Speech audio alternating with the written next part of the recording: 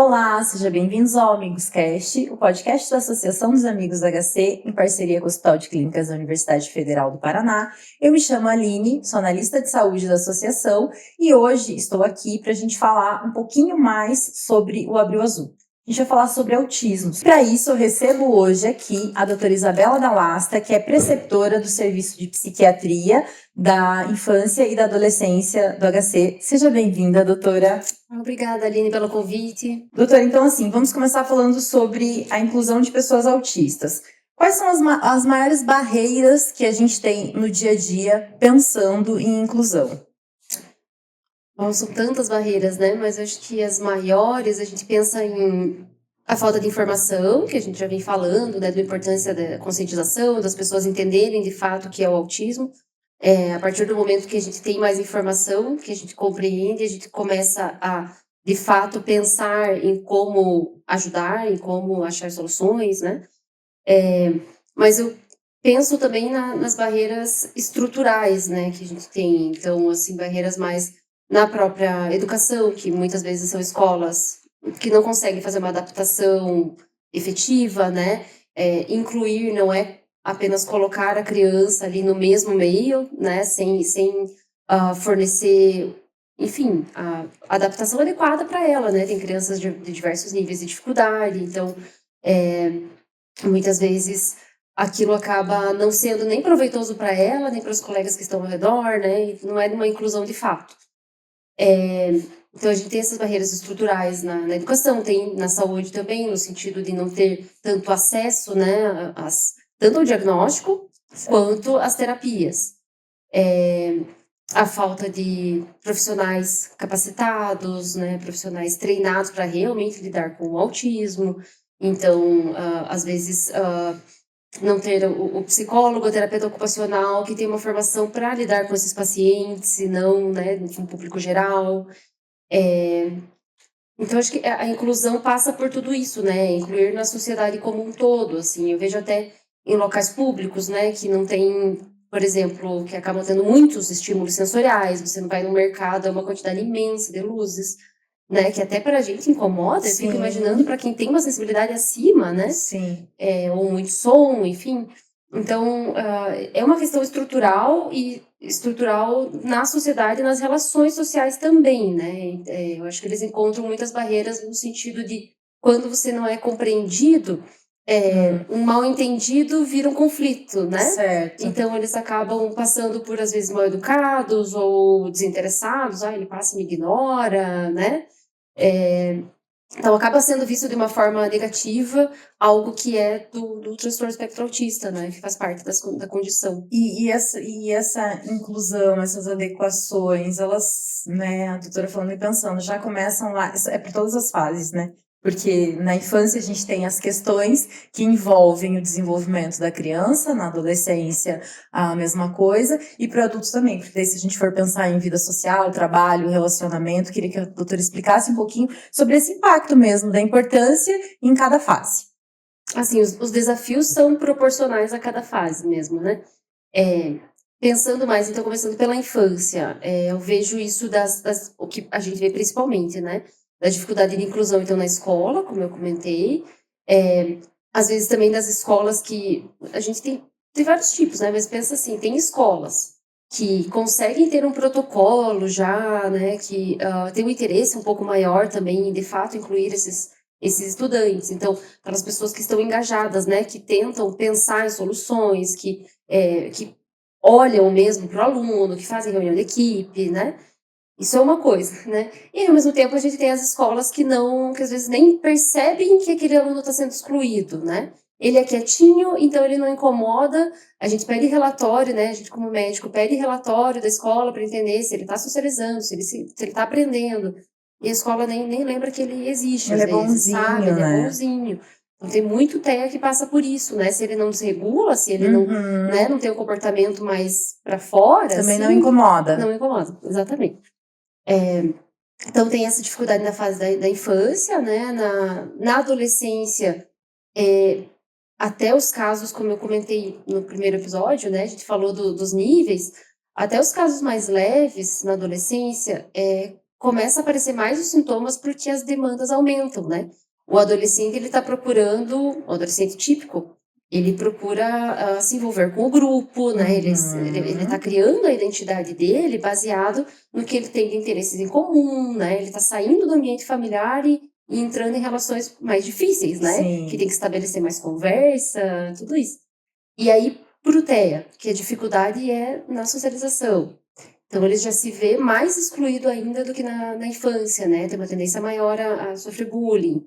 Então, a inclusão fica muito difícil nessa fase, assim. E na vida adulta, o mercado de trabalho é extremamente competitivo, né? Acho que muitas profissões, a maioria, se baseiam nas relações interpessoais, que é justamente onde o espectro autista tem maior dificuldade. Sim. E eu volto a falar que é mesmo nos casos leves que tem dificuldade, porque o ponto, né, o sintoma central do autismo é a dificuldade de socialização, né? De manter as relações, Sim. de ter a interação social ali, saber o momento, né, de falar, ou adequar a expressão facial, que seja, ou ler as emoções nos Sim. outros. Então, isso no mercado de trabalho é extremamente difícil. Acho que a gente tem visto, né, maior interesse das empresas, mas é até um interesse comercial mesmo, né? Sim.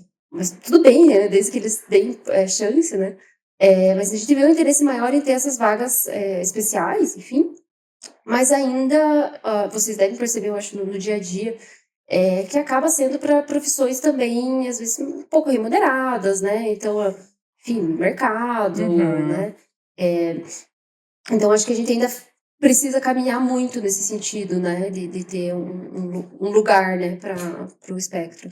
Aproveitando o gancho, o que você acha que falta, assim, para a gente sair do discurso, né? A gente estava comentando no off aqui, até eu fiz um comentário que em relação a essas campanhas, né? Abril Azul, falando também Novembro Azul, Outubro Rosa, Setembro Amarelo, que às vezes também ficam com um aspecto muito comercial, né? Mas que a gente não pode deixar de utilizar essas campanhas para o seu propósito, que é de conscientização, e a gente precisa falar sobre o tema, sobre essas diferenças e sobre a importância da inclusão. O que você acha, dentro do seu conhecimento, que falta para a gente sair do discurso e a gente realmente começar a avançar para um movimento mais inclusivo dos autistas, né? Pensando na criança, pensando no adolescente e pensando nas relações do adulto também. Eu acho que falta colocar assim, a informação, as pessoas parece que têm mais acesso, mas falta elas compreenderem essa informação e também colocar em prática. Então, é essa prática do dia a dia, né, de ser um pouco mais respeitoso, gentil, enfim, se colocar no lugar do outro. Então, tem esse sentido, tem a questão mais de mais estrutura mesmo para essas pessoas, para a escola, né, enfim, saúde. Sim. Eu acho que tem que ter desenvolvimento nessa área e a gente já tem na causa do autismo, acho que até muitas pessoas acabam julgando porque eles têm, em muitas aspas aqui, muitos direitos, né? E ao meu ver, é porque justamente as famílias se mobilizaram muito. E o que faz as pessoas se mobilizarem, né? É a necessidade. Lógico. Então, é isso que eu vejo que vai acontecendo, sabe? Passo a passo, assim. Acho que a gente está alcançando mais, enfim, visibilidade ou direitos. E falta as pessoas que, às vezes, não convivem, que não conhecem, que não atendem, que não tem alguém na família, conseguirem olhar, né? Para as outras pessoas, para os outros, né? Olhar e ver esse sofrimento, ver a necessidade, sabe? De forma mais empática, Isso. né? Doutora, e para a realidade do Hospital de Clínicas? Vocês têm um ambulatório que atende adolescentes. Eu queria que a doutora explicasse para a gente um pouquinho sobre esse ambulatório e como funciona o atendimento dos adolescentes com TEA. Tá. Esse ambulatório, até o nome, né, do ambulatório é até a transição, né, porque é da fase de transição da infância para a vida adulta, né, os adolescentes. Ele foi criado justamente pensando assim nesse gap que fica, né, é uma fase da vida que fica muito negligenciada mesmo, que os pais geralmente já não levam no pediatra, né? Porque ele já tá grandinho. Sim. E o adulto, o psiquiatra adulto, o neurologista não atende porque ele ainda não é adulto, não tem 18 anos, né? Às vezes começa a atender com 16. Então, Sim. ali dos 12 aos 16, eles ficam sem muita assistência, assim. Então, foi pensado justamente para esses casos e para os casos também que não tem diagnóstico, né? Que vai para esse diagnóstico tardio, que a gente comenta, porque não é da infância. São diagnósticos mais difíceis, né? Geralmente, porque são casos mais sutis. Ou, como eu falei antes, que é porque eles não tiveram acesso, né? A um médico especialista que conseguisse fazer o diagnóstico. Além disso, então foi assim, um ambulatório que foi idealizado, na verdade, pela minha colega, né, doutora, que é psiquiatra também, né, doutora Cristiane Geyer, e é com esse intuito de a gente começar a aplicar diferentes testes, questionários que tem disponíveis na literatura, assim, né, enfim, na literatura científica fora do Brasil, e na maioria, e a gente está tentando adaptar, ou assim, que até usam em outras entidades aqui no Brasil, mas que eles não estão validados, que a gente fala, né? Então, de um ponto de vista científico, às vezes esses testes não foram tão utilizados na população brasileira e a gente precisa adequar, sabe? Para nossa cultura, para a língua, né? Então, é com esse intuito também científico, assim, mas surgiu pela necessidade mesmo, que a gente vê, né? De ser tão difícil o diagnóstico na adolescência e também na vida adulta, né? A demanda acho que aumentou bastante, né?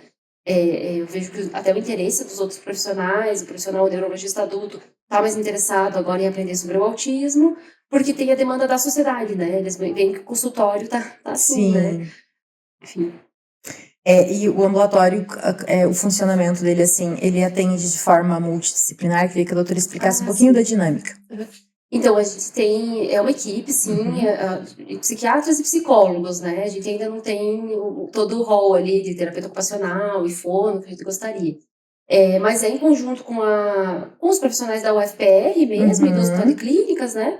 Então, a gente tem voluntários que, por exemplo, estão fazendo mestrado na UFPR e, né, psicólogos e vão lá nos ajudar. E é um ambulatório 100% SUS, né? Porque é do Hospital de Clínicas. Então, os atendimentos funcionam assim, a gente recebe o paciente via psiquiatria da infância e adolescência, né? Então, um paciente que entra porque foi encaminhado, às vezes, da unidade de saúde ou outros setores do hospital, e a gente identifica que tem sinais que precisa investigar se tem um TEA e passa para esse ambulatório. Então, geralmente, a gente faz uma série de atendimentos, não é em um dia que a gente dá o diagnóstico, né? Uma série de atendimentos, de testes, como eu falei, né? Questionários com os pais, com o paciente também, né? Algumas tarefas, assim, com o paciente. Então, é toda uma análise e depois a gente discute o caso também em equipe, né? E tenta individualizar mais, assim, né? Então, é um ambulatório que tem sido bastante gratificante, assim, porque a gente percebe o quanto faz diferença direta para o paciente, sabe? Os pais, por exemplo, ele entendendo melhor quais são os potenciais também, e não só os problemas, assim, os déficits, né, as dificuldades. Tem sido bem, bem interessante essa experiência. Acaba atendendo a família ali também, né? Doutora, e sobre pesquisas nessa área também? Queria que aproveitasse o gancho e falasse um pouquinho sobre as pesquisas que estão sendo feitas nessa área pelo hospital. Como a gente está no hospital universitário, né? Então, a gente recebe residentes também de psiquiatria da infância e os residentes de psiquiatria adulto do hospital também passam lá com a gente. Então, são pessoas que vêm agora, né, pelo Enar, eles vêm do Brasil todo.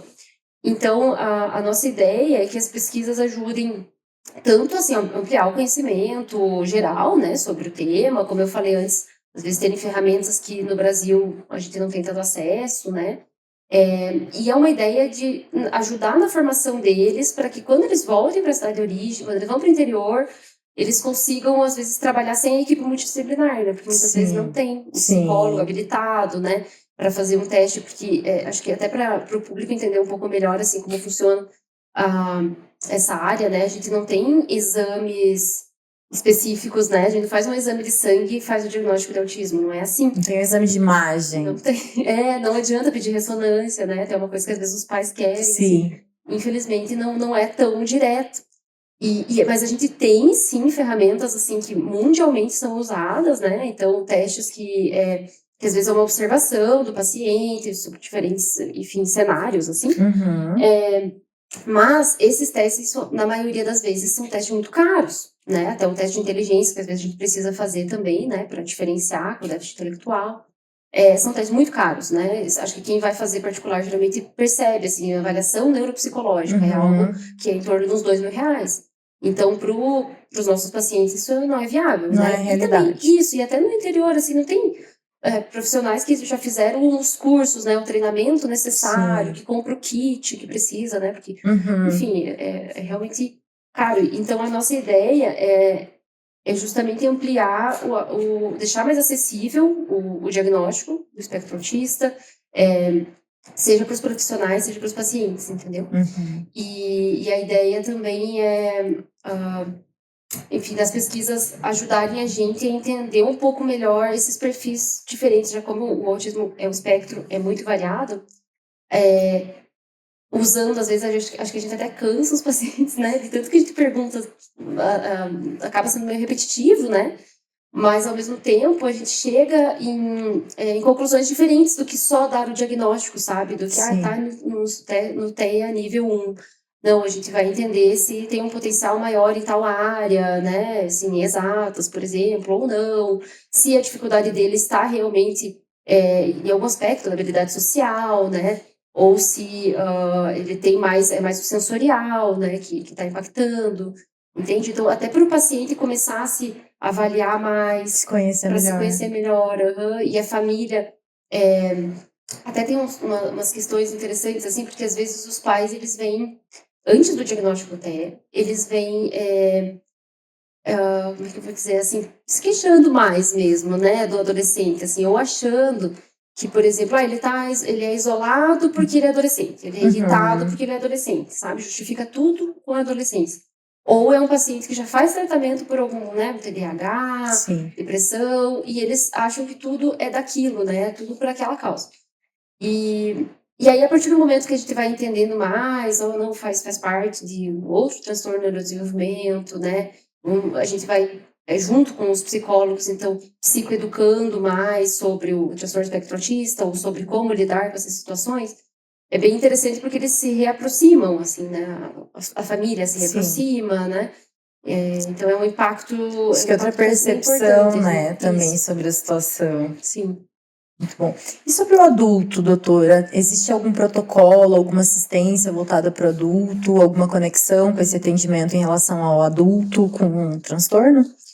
Sim, o que a gente tem feito é compartilhado um pouco desse protocolo, né, tanto esse protocolo de pesquisa, né, quanto o que a gente está fazendo nesse ambulatório no dia a dia, com a psiquiatria adulto do hospital. A ideia é justamente de ampliar o olhar do psiquiatra adulto para o desenvolvimento infantil, né, ele conseguir ver essa evolução ao longo do tempo do paciente e isso ajudar a fazer o diagnóstico tardio, né, o diagnóstico do transtorno espectro autista no adulto.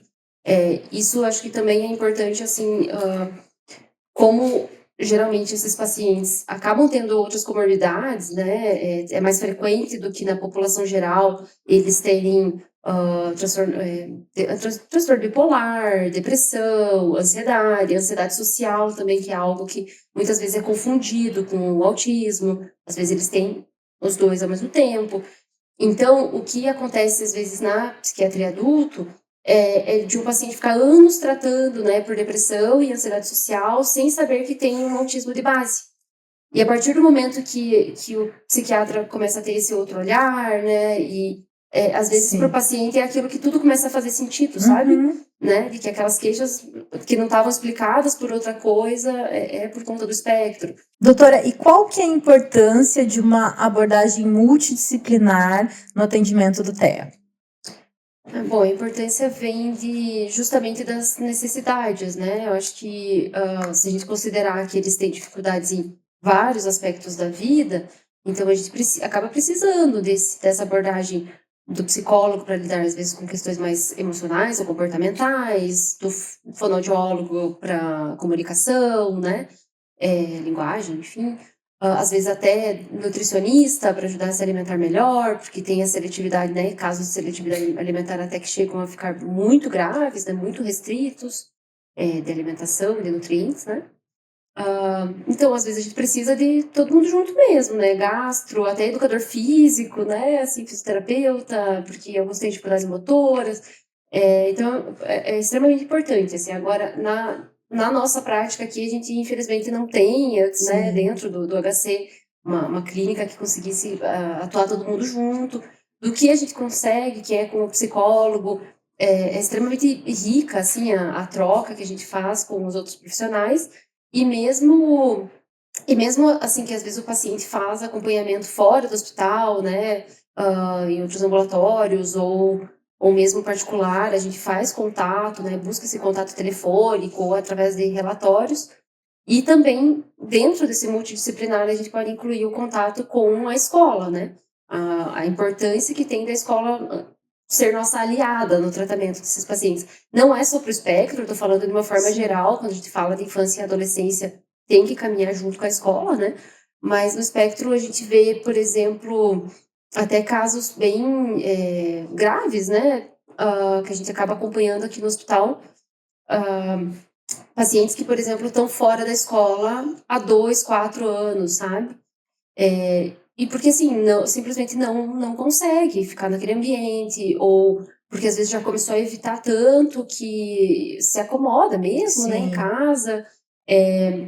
E aí a gente precisa fazer esse resgate, a gente precisa planejar com a escola como que vai voltando aos poucos, né? Às vezes são pacientes que não tinham o diagnóstico, como eu falei antes, né? Que enfim, a família acha que é só por depressão, que ele tá em Sim. casa. Também tem o aspecto de a gente trazer, às vezes, informações, né? É muito, muito útil pra gente, assim, pro quadro todo, tanto pro diagnóstico quanto para planejar o tratamento, né?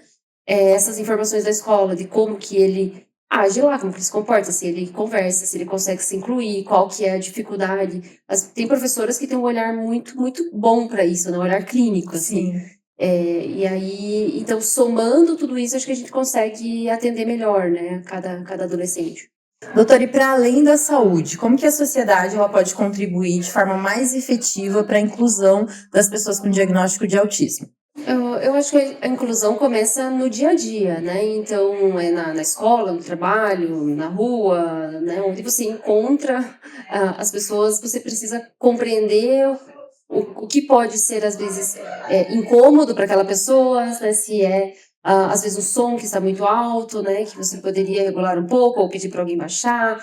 Então, nessas pequenas coisas, você compreendendo qual que é a dificuldade do autismo, você pode já fazer a sua parte de ajudar a incluir.